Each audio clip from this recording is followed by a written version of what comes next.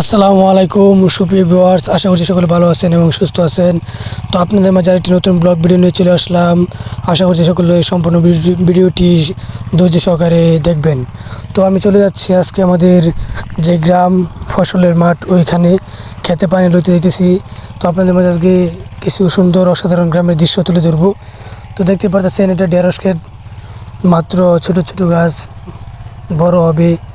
তো তারই পাশে ধান ক্ষেত, অসাধারণ একটি ক্ষেত। দেখেন ধানের যে হগলে ধান বার হইতেছে, কৃষকের মুখে হাসি ফুটবে যখন এই ধান গড়ে তুলতে পারবে, তখন কৃষকের মনে আনন্দ এবং খুশির জোয়ার বয়ে যাবে। তো ঢেঁড়স ক্ষেত দেখতে পাচ্ছেন, ঢেঁড়স এটা আরেকটি ক্ষেত। তো অনেকটা বড় হয়ে গেছে, কয়েকদিন মধ্যে এই ক্ষেত থেকে ঢেঁড়স তুলতে পারবে। তো আমি যাচ্ছি আমাদের ক্ষেতে, আজকে পানি লইব ধান খেতে। তো আজকে আপনার মাঝে এই ভিডিওগুলো তুলে ধরবো। তো চলে আসলাম, আসলে দেখেন যাইতেছে আমার জ্যাঠার খেতে পানি, বড় জ্যাঠার খেতে পানি যাইতেছে। তো যেটা আমরা বলে দিছে তার ক্ষেতের পানি অফ করে আমারটা ছাড়তে, তো তারটা অফ করে আমারটা ছাড়লাম। তো দেখতে পারতেছেন যাইতেছি আমার খেতে, এটা হচ্ছে আমার ক্ষেত। এই ড্রেনের যেখানে পানি যাইতেছে এটা আমার খেতে যাইতেছে।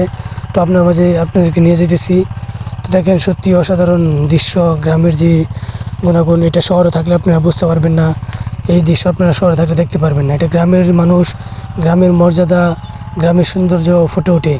আসলে এই কষ্ট করে পানি লওয়া বা খেতে কাজ করা, ওইগুলো আসলেই সম্পূর্ণ পরিপূর্ণতা পাই যখন আমরা ফসল ধান মারিয়ে গড়ে তুলতে পারি, তখন আসলে ওই কৃষকের মুখে হাসি ফুটে। কথাই আছে, কৃষক কাজ করে কষ্ট করে যদি তার ফসল গড়ে তুলতে না পারে, তো তার মতো হতভাগা আর কেউ নেই। তো আসলে বৈশাখী ধান এটা বলা যায় না। গতবার আমাদের কি ওই যেটা শিলাবৃষ্টি হয়েছিল, আমাদের কৃষকরা ধান গড়ে তুলতে পারে না, এই সকলে অনেক কষ্ট পাইছিল। আল্লাহ তাআলা হয়তো এটা এবার যেন না করে, সকলে দোয়া করবেন যাতে আমরা সুন্দরভাবে ফসল গড়ে তুলতে পারি।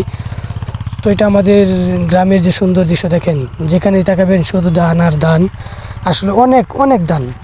এমন দৃশ্য গ্রামে না আসলে কখনোই দেখতে পারবেন না। সকলে গ্রামে আসবেন, যারা শহরে থাকেন গ্রামের দৃশ্যগুলো উপভোগ করবেন। এবং কৃষকদেরকে সবসময় বলি, কৃষকদেরকে মূল্যায়ন করবেন, কারণ কৃষকরা যদি আজকে পরিশ্রম না করে তাহলে আপনারা কখনোই এই ধান খেতে পারবেন না, ভাত খেতে পারবেন না। কারণ কৃষক যদি কৃষিকাজ করা ছেড়ে দেয় তাহলে দেশের মধ্যে হাহাকার লেগে পড়বে। তো এটা আমার ক্ষেতে পানি লইব। তো আমার ক্ষেতে যে আরেকটি ক্ষেত না, আমার ক্ষেত এক এক আইল দিয়ে পানি যায় না, তো এখান দিয়ে আরেকটা ড্রেন করে দিলাম যাতে পানিটা দ্রুত হয়ে যায়। দুইটা আইল কেটে দিলাম। তো কেটে দেওয়ার পর আমি এখন বাড়িতে চলে যাব। তো বাড়িতে চলে যাচ্ছি। সকলে এই ভিডিওটা সুন্দরভাবে দেখছেন, সেই জন্য আপনাদেরকে ধন্যবাদ জানাই। সবসময় পাশে থাকবেন। আসসালামু আলাইকুম।